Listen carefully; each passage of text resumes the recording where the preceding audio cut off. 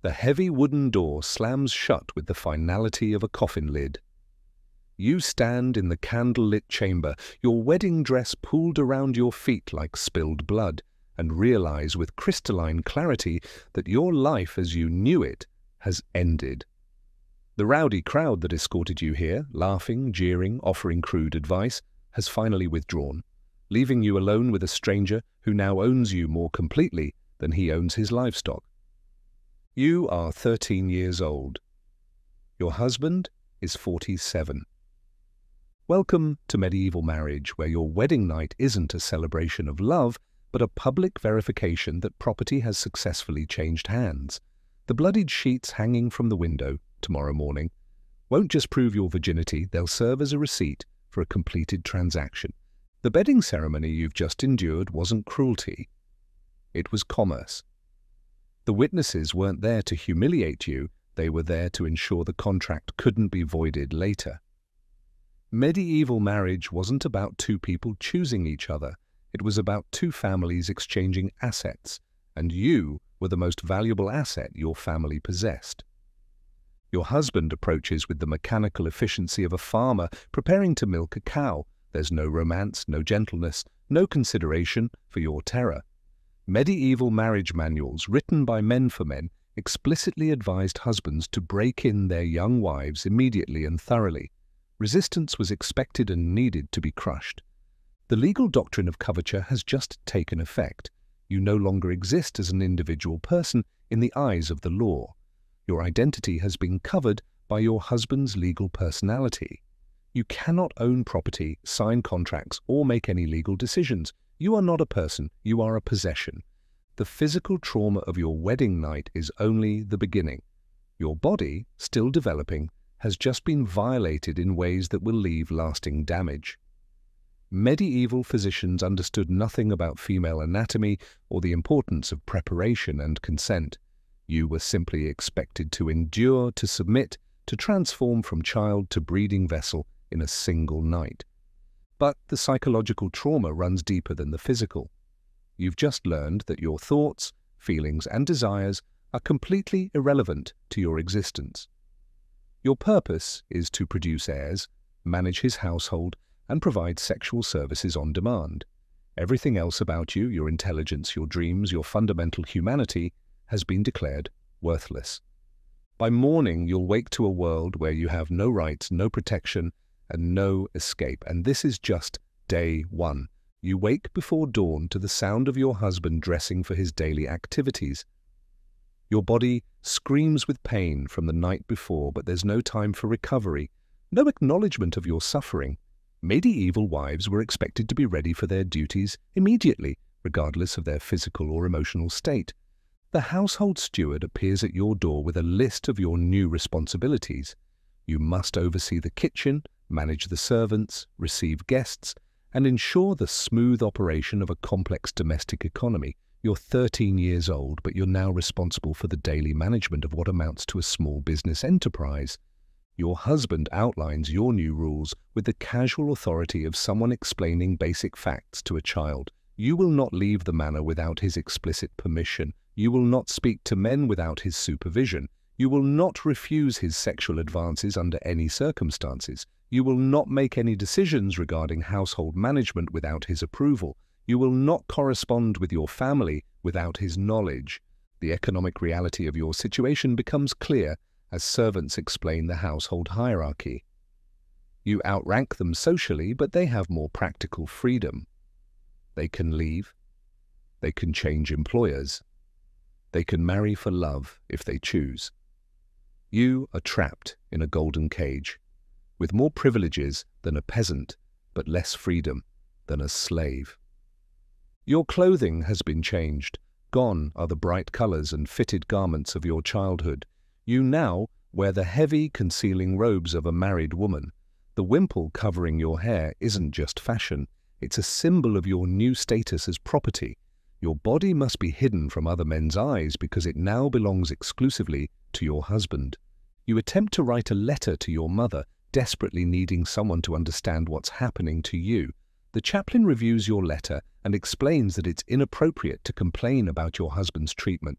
He suggests you write instead about your gratitude for your fortunate marriage and your hopes for quickly producing an heir. Your first meal as a married woman is a lesson in your new social position. You sit beside your husband at the high table, but you don't speak unless spoken to. You eat what's served to you when it's served, and you're expected to be grateful. The food tastes like ash in your mouth, but you force yourself to swallow, understanding that your body now belongs to someone else and must be maintained for his benefit. The day ends with another brutal night, another lesson in submission. You learn that your husband's sexual demands aren't limited to nighttime, aren't softened by your pain, and aren't influenced by your tears. Medieval law explicitly stated that a wife could not refuse her husband's advances. Marital rape wasn't just legal, it was a husband's right. As you lie awake in the darkness, your body throbbing with pain, you realize that tomorrow will bring the same routine. And the day after that, and the day after that, for the rest of your life. You make your first mistake on the third morning. The porridge is slightly too thin, the bread not quite warm enough, and you've allowed the servants to be too slow in their service. Your husband's backhanded slap across your face sends you sprawling to the floor, your lip split and bleeding. The servants don't react. They've seen this before with his previous wife, and they'll see it again with his next one. Domestic violence isn't aberrant behavior in medieval marriage, it's expected correction. The law explicitly grants husbands the right to physically discipline their wives as long as the punishment isn't excessive. What constitutes excessive? The famous rule of thumb allowed husbands to beat their wives with sticks no thicker than their thumb. Broken bones were discouraged but not forbidden. Permanent disfigurement was frowned upon but not illegal. Death was excessive, but only if it could be proven intentional. You touch your swollen face and realize this is your new normal. Your husband's violence isn't about anger, it's about training. He's teaching you to anticipate his needs, to read his moods, to become the perfectly submissive wife he purchased. Every blow is a lesson in obedience, every bruise a reminder of your powerlessness. The local priest arrives for his weekly visit and notices your injuries. Instead of offering comfort or protection, he reminds you that wives must be subject to their husbands in all things. He quotes scripture about women being the weaker vessel created to serve men.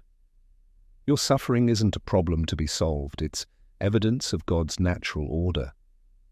You attempt to seek sympathy from the other women in the household, but they offer only practical advice. Don't speak unless spoken to. Learn to read his moods. Submit immediately to avoid worse punishment. They're not cruel. They're teaching you survival skills in a world where women have no other options. The violence escalates throughout the day. A second slap for walking too slowly. A shove that sends you into the wall for sighing too loudly. A twisted wrist for hesitating when he calls your name. Each punishment is followed by a calm explanation of what you did wrong and how you can avoid displeasure in the future. By evening, you're walking carefully, speaking softly, and watching your husband's face for signs of impending violence. You're learning to live in a state of constant hypervigilance, always ready to submit, always prepared to absorb punishment. You're being trained like an animal, and the training is working. The third night brings a new horror. Your husband's sexual demands are now accompanied by casual violence. He slaps you during the act, pulls your hair, leaves bruises on your throat. He's teaching you that your body exists for his pleasure, not yours, and that his pleasure includes your pain. You realize that this is only the beginning. The violence will escalate until you're completely broken, until you've learned to anticipate and prevent his displeasure, until you've become the empty vessel that medieval society demands wives become.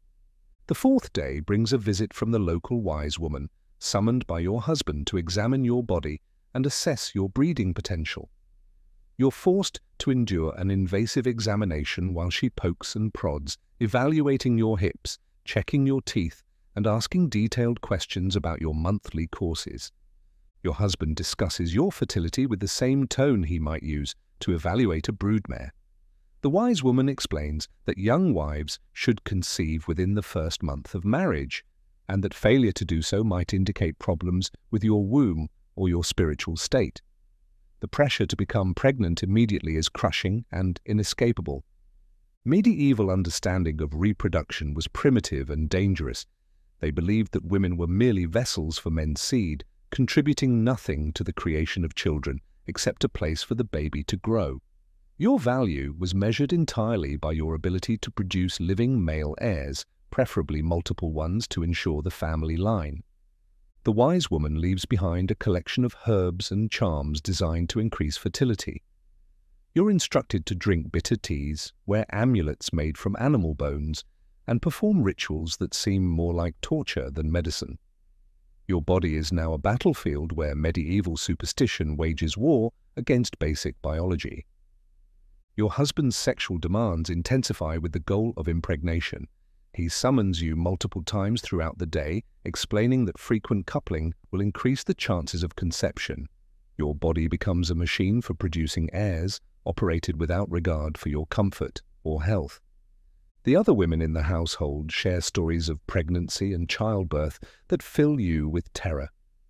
They speak casually of women who died in labor, babies who were born dead, and the endless cycle of pregnancy that defined their lives. The average medieval woman who survived to adulthood would bear 6 to 8 children, with roughly half dying in infancy. You learn that pregnancy won't bring relief from your husband's violence. It will only change its nature. Pregnant wives could still be beaten, but more carefully.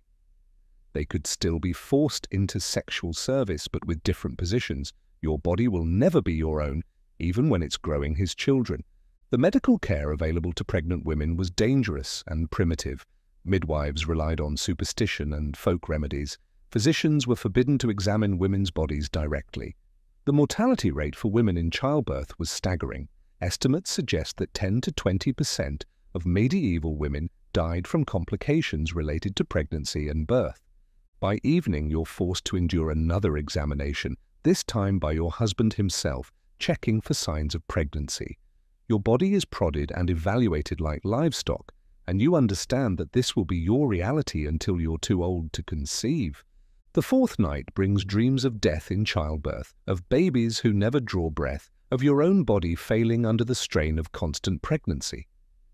You wake to the realization that motherhood in medieval times wasn't a blessing, it was a death sentence carried out slowly, one pregnancy at a time. The fifth day begins with a letter from your sister, but you're not allowed to read it privately. Your husband examines every word, censoring passages he deems inappropriate, and dictating your response. Your correspondence is monitored, your thoughts policed, your connections to the outside world severed one by one. You attempt to form a friendship with a young servant girl, but the household steward quickly intervenes. It's inappropriate for a lady to associate closely with servants, and dangerous for you to have confidants who might encourage inappropriate thoughts or behaviors. Social isolation isn't an accident, it's a deliberate strategy to maintain control. Your husband announces that you won't be attending your cousin's wedding despite your family's expectations. He needs you at home, he explains, and social gatherings might expose you to corrupting influences. You realize that your social life will be entirely controlled by his whims and suspicions. The legal reality of your isolation becomes clear when you discover that you cannot even give alms to the poor without his permission. You cannot make charitable donations, cannot invite guests to your home, cannot participate in community activities without explicit approval. Your social existence has been completely eliminated. You attempt to visit the chapel for private prayer, but even your spiritual life is monitored. The chaplain reports your religious activities to your husband, noting any signs of excessive devotion or inappropriate requests for divine intervention. Your relationship with God is mediated through men who have their own interests in your submission. The economic dimensions of your isolation are equally crushing. You cannot spend money, cannot make purchases, cannot even give gifts to family members without permission. Your husband controls every aspect of your material existence, from the food you eat to the clothes you wear to the bed you sleep in. The other women in the household maintain careful distance from you, understanding that association with a wife who might be harboring rebellious thoughts could endanger their own positions. You're surrounded by people but completely alone, cut off from any relationship that might offer comfort or support. Your husband explains that isolation is for your own protection. Women are naturally weak and easily corrupted, he says, and exposure to the wrong influences might damage your moral character. Your confinement isn't punishment, it's loving care, designed to keep you safe from your own inferior nature. By evening, you understand that you'll never again have a private conversation, never again make an independent decision, never again form a relationship based on mutual affection rather than hierarchy and control. You're being systematically stripped of everything that makes life meaningful. The fifth night brings the crushing realization that loneliness will be your constant companion. You're surrounded by people who monitor your behavior, control your actions, and report your thoughts, but you have no one who cares about your well-being or understands your suffering. The sixth day brings your first formal confession as a married woman, and you quickly discover that even your spiritual life has become another instrument of control. The priest listens to your sins with particular interest in your failures as a wife, your moments of resistance, your thoughts of escape. You attempt to confess your fear, your pain, your desperate longing for your childhood home, but the priest redirects your spiritual examination toward your duties as a wife. Have you been sufficiently obedient? Have you submitted to your husband's will without reservation? Have you entertained thoughts of rebellion against God's natural order? The Church's teachings on marriage are clear and brutal. Women are inherently sinful, weakened by Eve's transgression, and in need of constant male guidance. Your suffering isn't a spiritual problem, it's a spiritual necessity designed to purify your soul through submission and endurance. The priest explains that your body belongs to your husband just as your soul belongs to God, and that resistance to your husband's authority is tantamount to resistance to divine will. Your pain is redemptive, your submission virtuous, your endurance a form of prayer. You're assigned penances that reinforce your subjugation, additional prayers for humility, extra fasting to weaken your will, meditation on the virtues of obedience. Even your spiritual discipline is designed to break your spirit and reinforce your husband's authority. The religious calendar becomes another source of oppression. Holy days mean additional duties, special meals to prepare, guests to entertain. There's no Sabbath rest for wives, no spiritual retreat from the demands of service. Your religious observance is filtered through your domestic obligations. You learn that divorce is impossible, annulment nearly so, and that the Church considers marriage a sacrament that binds until death. There's no escape through religious channels, no appeal to higher spiritual authority, no hope for divine intervention in your suffering. The chaplain's sermons focus relentlessly on female submission, using biblical examples to justify your oppression. You hear about the virtuous woman who fears the Lord, the wife who opens her mouth with wisdom, the woman whose price is above rubies, all described in terms of their service to men. Prayer becomes another form of surveillance. You're expected to pray with your husband, to ask for his guidance in your spiritual development, to seek his approval for your religious practices. Even your relationship with God is mediated through male authority. By evening, you understand that the Church isn't your refuge, it's your prison's chaplain, offering spiritual justification for your suffering and religious validation for your oppression. The God you were taught to love has become another authority figure demanding your submission. The sixth night brings the crushing realization that even death won't free you from male authority. Your burial will be determined by your husband, your eternal fate judged by male priests, your spiritual legacy filtered through men's interpretations of your worthiness. The seventh day dawns with the crushing weight of forever. You wake to the understanding that this isn't a temporary trial, not a difficult adjustment period, not a challenging phase of life. This is your existence until death, and death might be decades away. You calculate the mathematics of your survival. If you live to the average female life expectancy of 35, you have 22 years of this hell stretching before you. 22 years of violence, submission, forced pregnancy, and social isolation. 22 years of being property, of having no voice, no choice, no hope. The legal system offers no escape routes. Divorce doesn't exist for women. Annulment requires grounds that are nearly impossible to prove and resources you don't possess. Running away means being hunted down and returned to face punishment that might include public humiliation, imprisonment, or death. Your husband casually mentions that his first wife tried to poison herself after their third miscarriage. She survived, he notes with amusement, but the attempt earned her a beating that left her bedridden for weeks. Even suicide isn't a reliable escape, and the Church teaches that self-murder condemns the soul to eternal damnation. The statistical reality of your situation becomes clear through conversations with other women. The average medieval woman who survived to adulthood would bear 6 to 8 children, with roughly half dying in infancy. Each pregnancy carried a 10 to 20% chance of death. Your most likely cause of death will be complications from childbirth, possibly while you're still a teenager. You realize that your education, your intelligence, your personality, everything that made you uniquely yourself, will be systematically suppressed until you become an empty vessel for your husband's will. The process has already begun. You're learning to think his thoughts, anticipate his needs, and suppress your own desires. The generational cycle becomes apparent as you observe the other women in the household. The older wives move with the careful deliberation of beaten animals, their spirits broken, their faces marked by years of submission. They were once young girls like you, full of dreams and possibilities, now reduced to shadows of their former selves. Your own daughters, if you survive to bear them, will face the same fate. You'll be complicit in their destruction, preparing them for submission, teaching them to accept their fate as natural and inevitable. The cycle will continue generation after generation until it seems like the natural order of the world. The economic reality reinforces your helplessness. You cannot earn money, cannot inherit property, cannot accumulate resources for escape.